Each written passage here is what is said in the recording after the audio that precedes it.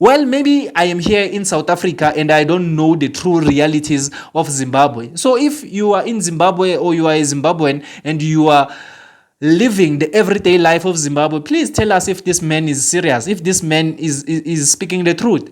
Because if Zimbabwe is on the right path, that is something that we should promote so that these Zimbabweans who are here in South Africa illegally can go back to their beautiful country, Zimbabwe. You get what I'm saying? So please tell us if really Zimbabwe is on the right path like this man is saying there on the news.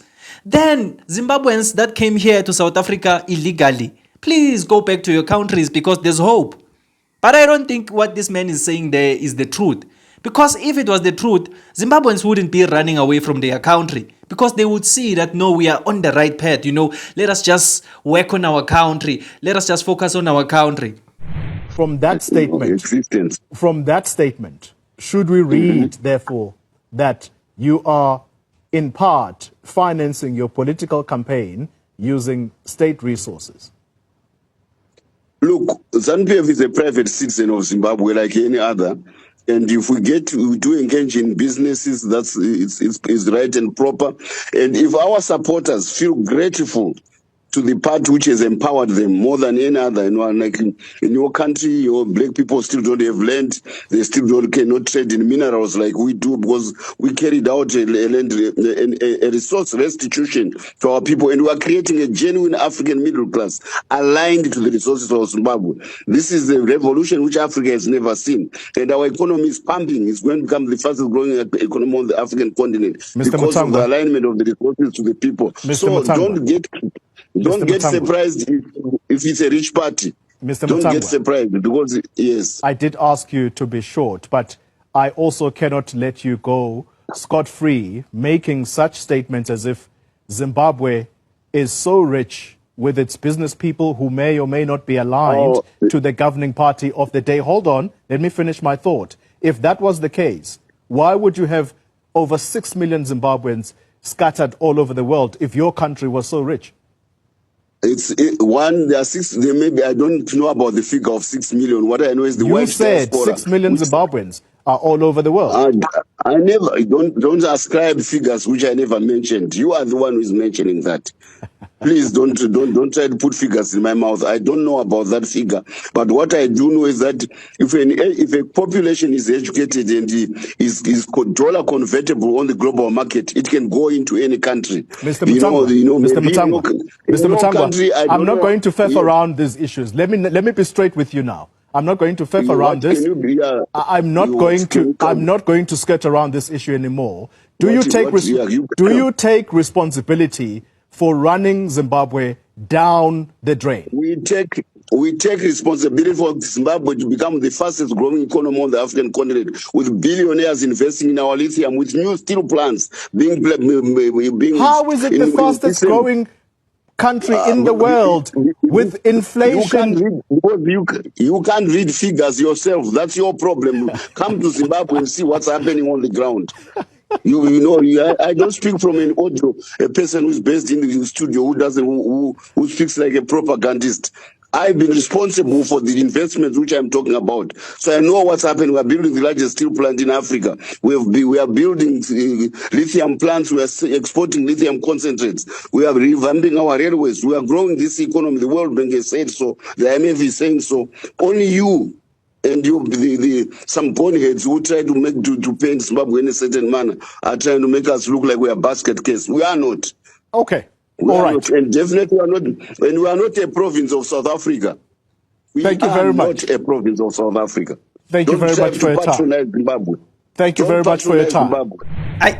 We do have corrupt leaders here in South Africa. We do have leaders who are just looking out for their pockets and they are doing nothing for the nation. We know corruption like the palms of our hands as South Africans. But I'm telling you, this level of corruption that we are seeing in that man, I don't know anything about Zimbabwean leaders.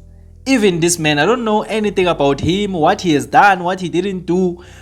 But then I was just interested in him because he's being interviewed by a South African in a South African news outlet. And I speak about anything that involves South Africa. So if it wasn't for that, I wouldn't even be speaking about this man, because this man is clearly busy looting money there by Zimbabwe. Listening to this man speak just clearly tells you that this man is corrupt. You don't even need to ask a lot of questions. You know that a person's demeanor, a person's attitude, body language, the way a person speaks, you can tell if a person is genuine or he's just lying to the public. So there by Zimbabwe, these politicians, when they are there in their country, they are busy lying to the Zimbabwean citizens like this. They think people are dumb. They think just standing in front of people and telling them that Zimbabwe is on the right path, the Zimbabwe is busy doing this and doing that, the economy is on the right path. Just because you can stand in front of people and do that doesn't mean people don't see that you are lying to them. They do see that you are lying to them. It's just that maybe they don't have the power to fight back. Because this is nonsense. It's nonsense. We all know that Zimbabwe is going through a lot. It's not a secret. We all know that their leaders are corrupt. Their leaders are busy running the country into the ground. But these leaders, instead of taking accountability because they've already damaged Zimbabwe, what more damage do they want to do, Kanti?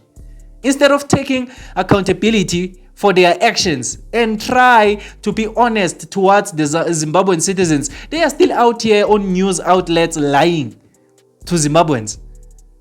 Well, maybe I am here in South Africa and I don't know the true realities of Zimbabwe. So if you are in Zimbabwe or you are a Zimbabwean and you are living the everyday life of Zimbabwe, please tell us if this man is serious, if this man is speaking the truth.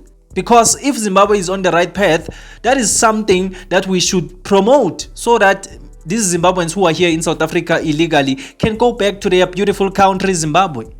You get what I'm saying? So please tell us if really Zimbabwe is on the right path like this man is saying there on the news. Then Zimbabweans that came here to South Africa illegally, please go back to your countries because there's hope. But I don't think what this man is saying there is the truth. Because if it was the truth, Zimbabweans wouldn't be running away from their country. Because they would see that, no, we are on the right path.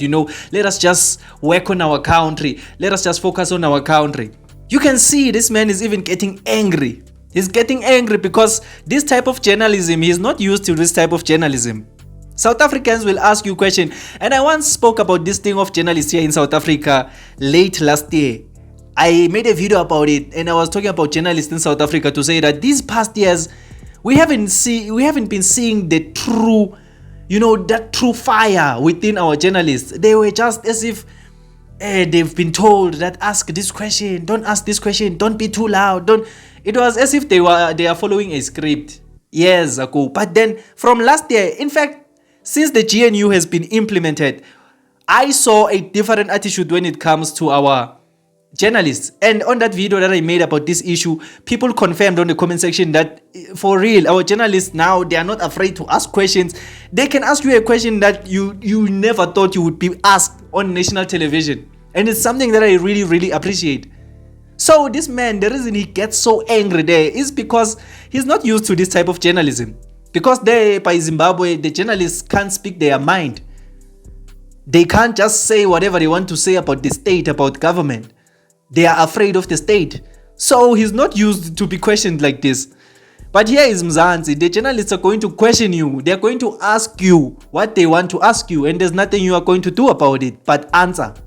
You get what I'm saying? So that's the reason he's getting angry there. He's not getting angry because he's angry at the journalists. No, he's angry because he's not used to this type of interviews.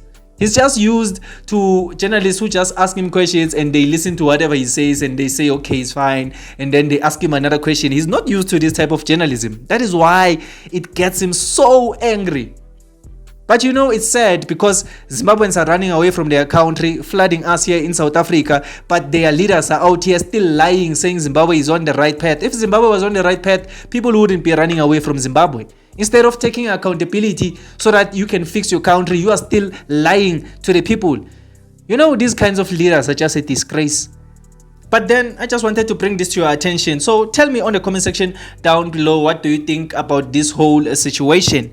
But then if you just enjoyed this video or you learned something new, please leave a like and subscribe to this channel. I would really appreciate it. My name is Emmanuel and this is Mzansi Versity, the place where we transform lives through knowledge and information. Let's meet again on another video.